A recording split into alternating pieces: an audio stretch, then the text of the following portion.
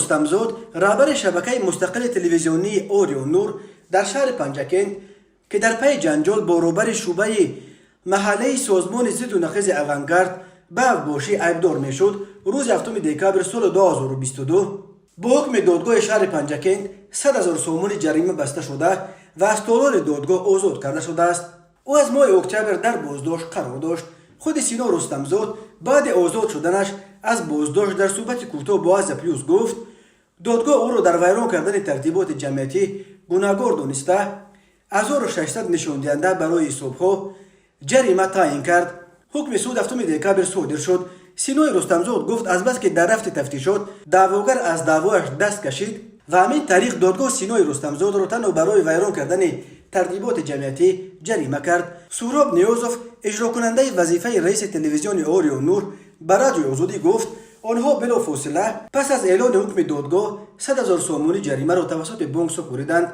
پرونده به ضد مدیر تلویزیون اوریو نور بر اساس شکایت بهزاد محمدی عضو پیشین گروه اوانگارد و حالا کارمند بخش جوانان شهرداری پنجکند باز شده بود. این قضیه به زنوزنی روز 9 سپتامبر سال 2022 بین سینای رستمزاد و بهزاد محمدی بستگی داشت.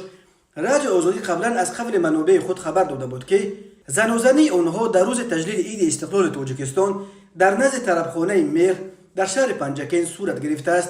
بهزاد محمدی ادعا کرده است که آن روز سینا نیازوف و 3 همراهش او را زدند و به لباسش پیشاب کردند.